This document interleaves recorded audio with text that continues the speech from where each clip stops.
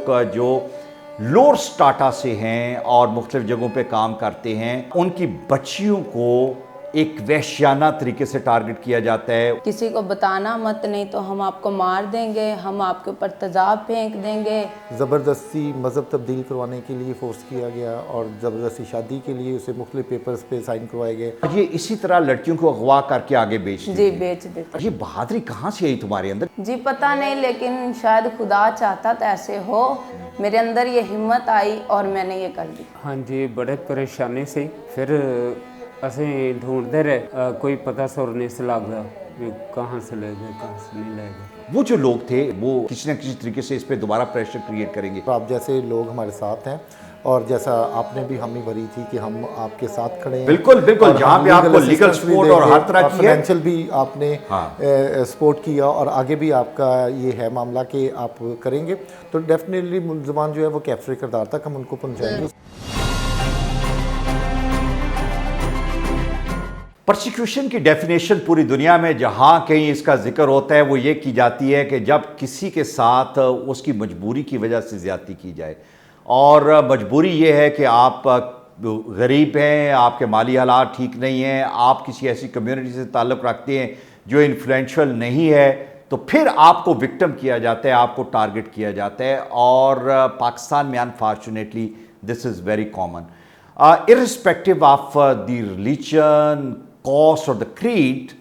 जहाँ कहीं भी आप ये देखें कि वो लोग जो लोअर स्टाटा से हैं और मुख्तलिफ जगहों पे काम करते हैं, उनकी बच्चियों को एक वहशियाना तरीके से टारगेट किया जाता है, उनको मुख्तलिफ तरीके से ल्योर किया जाता है, और फिर अल्टीमेटली जब उनको अगवा करके या ल्योर करके ले जाया जाता है तो उनके वालिदैन जब पीछे आते हैं तो they get them into the forced marriage.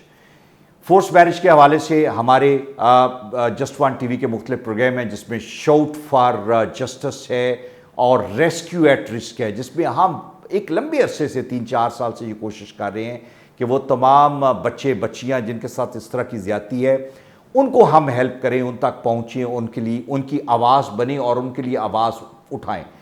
मुझे बड़ी खुशी है कि हमारे साथ हमारे एक ऐसे दोस्त जिन्होंने recently, he is an activist for his community, Salim Iqbal उनका नाम है, और क्रिश्चियन कम्युनिटी के लिए बहुत मैसिव तरीके से काम कर रहे हैं, और हर वो जगह जहाँ पे आवाज़ उठाई जाती है, जुल्म होता है, वो पहुँचते हैं विद हिज मीगर रिसोर्सेज, और फिर वो अपने तरीके से उनको हेल्प करने की कोशिश करते हैं।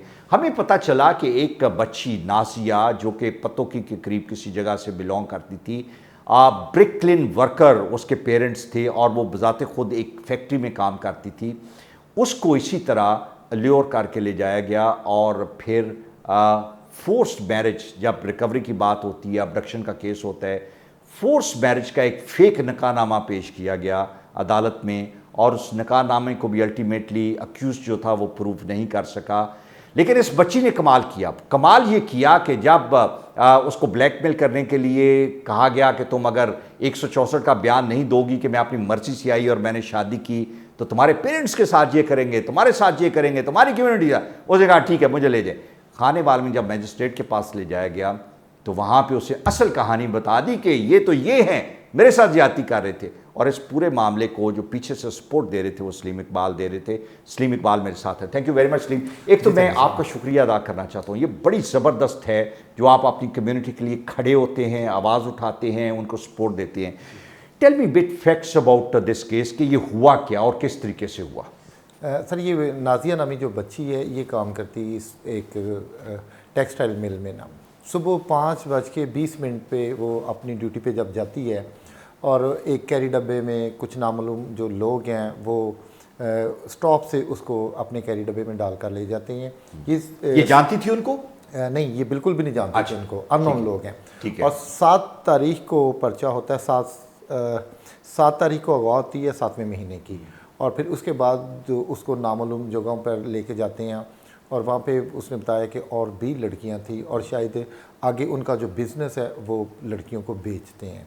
और अच्छा। फिर उसे ज़बरदस्ती मज़हब तब्दील करवाने के लिए फ़ोर्स किया गया और ज़बरदस्ती शादी के लिए उसे मुख्तलिफ़ पेपर्स पे साइन करवाए गए।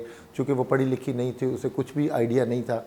और फिर उसको जब FIR हुई हाई कोर्ट में, हमने हेबियस दायर की और प्रेशर जब बढ़ा, मुलजमान जो है उन्होंने इस शेल्टर लेने की कोशिश की कि हमारे ऊपर कोई रेप का पर्चा ना अच्छा, हो मुझे जाए। साथ साथ ये भी बताते जाएं कि मुलजमान का कैसे पता चला, वो जो कैरी डब्बा जिसमें लेके गए, अल्टीमेटली कैसे आप उन तक पहुंचे कि ये वो लोग हैं जिनके पास नाजिया मौजूद है? जी, एक्चुअली हुआ ये था कि जब खानेवाल में ये 164 की स्टेटमेंट मुलजमा ने करवाई, तो जब इनकार कर दिया बच्ची ने कि ये शादी ज़बरदस्ती हो रही है, ज़बरदस्ती मेरा मज़हब तब्दील करवाया जा रहा है, बिल्कुल मुझे इन्होंने अगवा किया, तब मजिस्ट्रेट साहब ने, जो जज साहब थे वहाँ पे मौजूद, उन्होंने मुलजमान को पकड़ने के लिए और लड़की को फिर उनके बयान के मुताबिक दारुलमान भेज दिया। फिर दारुलमान से मुलजम किधर गए? मुलजम भाग गए कि पकड़े गए? मुलजमान के बारे में अभी कुछ भी कंफर्म नहीं हो सका कि उन्हें पकड़ा गया या वो भाग गए, ये कंफर्म करना भी अच्छा, बाकी है। बच्ची जो है उसको मजिस्ट्रेट साहब ने दारुल अमान में भिजवा जी, दिया। दारुल अमान में ठीक भिजवा है, दिया। फिर वहाँ- आपको पता चला आप उसके वालिदैन के साथ यहाँ से गए? जी बिल्कुल, तकरीबन सुबह को 3:30 बजे हम 26 तारीख को गए हैं।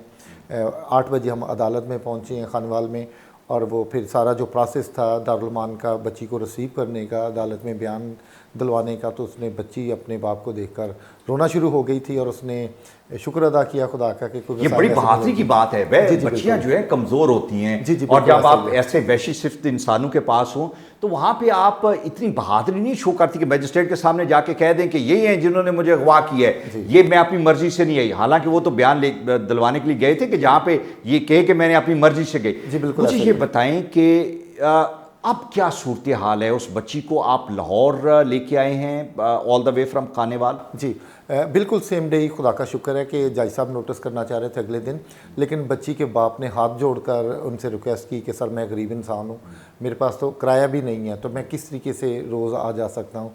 तो जज साहब ने कहा कि नहीं, ये वाकई इनके साथ जुल्म हुआ है, तो आप सेम डे इस बच्ची को दारुल अमान से लाएँ यहाँ पे और इनके हवाले करें। अच्छा, अब फ्यूचर क्या है?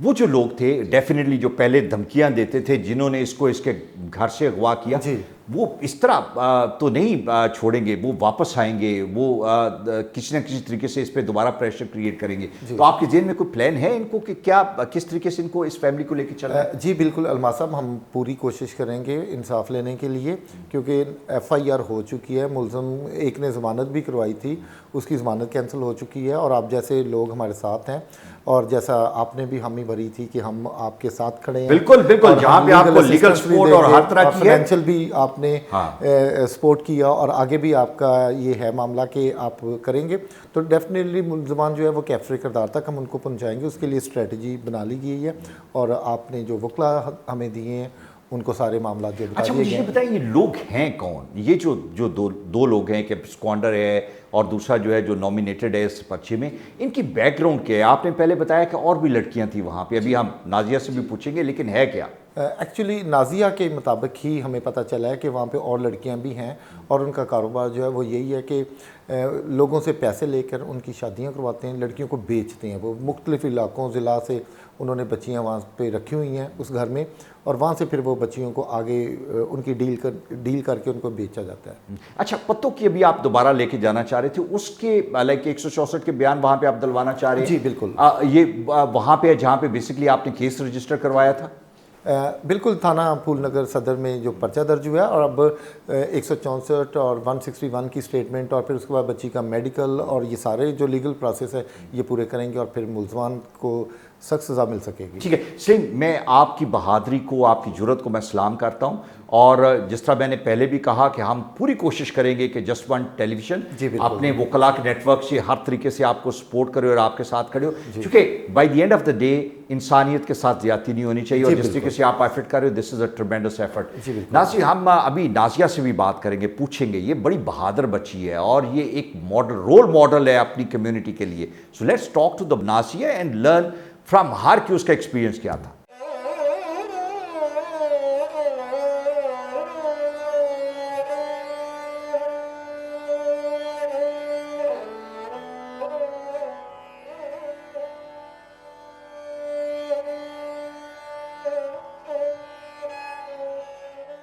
मेरे साथ नाजिया मौजूद है। नाजिया, बड़ी बहादुरी तुमने शो की।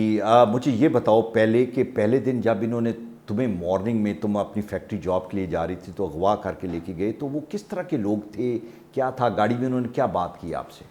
जी, गाड़ी में उन्होंने ये बात की थी कि आप किसी को बताना मत, नहीं तो हम आपको मार देंगे, हम आपके ऊपर तेजाब फेंक देंगे।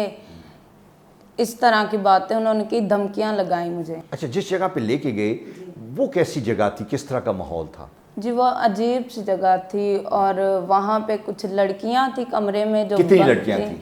काफ़ी ज़्यादा लड़कियां थी, उन्हें बेच देते थे आगे। वो लड़कियों ने खुद बताया? कैसे पता चला कि वो बेच देते हैं? जी क्योंकि हर एक जो है मजबूर है, क्योंकि उन लड़कियों ने मुझे बताया कि आप बयान कराने के लिए जा रही हो तो आप हमारे लिए भी दुआ करना कि हम भी ऐसे ही जा सकें।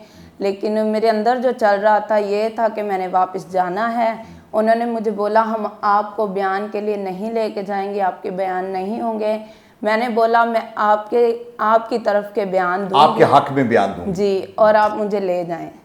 जी ये आपने बड़ी ज़बरदस्त प्लानिंग की आपने। मुझे ये बताओ, जो बाकी बच्चियां थीं वो क्रिश्चियन थी या मुसलमान थी या क्या था? सब मजमून से थी? जी सब मुस्लिम भी थी और क्रिश्चियन भी थी, ज़्यादा मुस्लिम थी। और ये इसी तरह लड़कियों को अगवा करके आगे बेचती जी थी? बेच देते। अच्छा, जब मैजिस्ट्रेट के पास गई तो वहाँ पे तो आपने इन सबको ये बताया हुआ था कि आपके हक में मैंने बयान देने, हक में क्या बयान देने को उन्होंने कहा था? कि शादी की है? हाँ जी, उन्होंने बोला था अपने कहना है कि अपनी मर्जी से मैंने इस्लाम कबूल किया है, अपनी मर्जी से मैं खुद आई हूँ और किसी ने कोई ज़ोर ज़बरदस्ती नहीं की। अच्छा, फिर आपने मैजिस्ट्रेट के सामने क्या कहा? हाँ जी, मैंने उसे बोला कि ये मुझे ज़बरदस्ती लेके आए हैं, मैं अपनी मर्ज़ी से नहीं आई, मैंने अपनी मर्ज़ी से इस्लाम कबूल नहीं किया। इन लोगों ने मेरे साथ ज़बरदस्ती मुझे लेके आए हैं और भी लड़कियां हैं जिनको ये लेके तो मैजिस्ट्रेट ने फिर क्या किया? जी उन्होंने उन्हें पकड़ा तो था, लेकिन अभी ये नहीं पता कि वो जेल में हैं या बाहर हैं। अच्छा, और आपको दारुल अमान जी भिजवा दिया? मुझे वहाँ पे भेज दिया। अच्छा, ये बहादुरी कहाँ से आई तुम्हारे अंदर? ये तो डर जाती हैं कि मेरे वालिदैन को नुकसान पहुंचाएंगे, जिस तरह उन्होंने कहा कि तुम्हारे चेहरे पे तेजाब फेंक देंगे, तो बड़ी बहादुरी वाली बात है। जी पता नहीं, लेकिन शायद खुदा चाहता तो ऐसे हो। मेरे अंदर ये हिम्मत आई और मैंने ये कर दिया। अच्छा, अब तुम्हें आने वाले टाइम में क्या डर है? कोई डर है तुम्हें? कोई ये लोग वापस आ जाएंगे, इसी तरह कोई तुम्हारे से दोबारा कोई अटैक करेंगे या हाँ तुम्हें? जी हो सकता है, क्योंकि वो बहुत खतरनाक होते हैं इस तरह के मामले, इस वजह से हो भी सकता है, डर है भी। अच्छा, और तो मुलजिमान को उनको सज़ा मिलनी चाहिए। मिलनी चाहिए, बिल्कुल मिलनी। हम भी तुम्हारे साथ खड़े हैं। मुझे ये बताओ, जिस फैक्ट्री में तुम काम करती हो, क्या काम करती हो? जी मैं पैंटे जो उनके अलग अलग पीस हैं उन्हें हम सिलाई लगाते थे, वहाँ पे छोटे छोटे पीस होते थे, थोड़ी सिलाई लगाते थे। तो कितने बहन भाई हो आप? हम 10 बहन भाई। 10 बहन भाई हो। तो बाकी जो बहन भाई हैं वो कोई उनमें से पढ़ता भी है कि नहीं? उनमें से कोई नहीं पढ़ता। अच्छा, सब काम करते हैं? जी। वालिदैन पे कोई कर्जा शर्जा है? हाँ जी। कितने? 4 लाख। 4 लाख रुपए। किस चीज़ का? वो भट्टे पे काम करते जी हैं? भट्टे पे काम करते हैं। अच्छा चलो, अब अपने आप को एहतियात करनी है। और फिर मैं तुम्हें ये कहता हूँ कि तुमने बड़ा ज़बरदस्त काम किया है, तुमने बड़ी बहादुरी से जो मैजिस्ट्रेट के सामने बयान दिया है, ये बहुत ज़बरदस्त काम है और शाबाश है तुम्हें इसके लिए।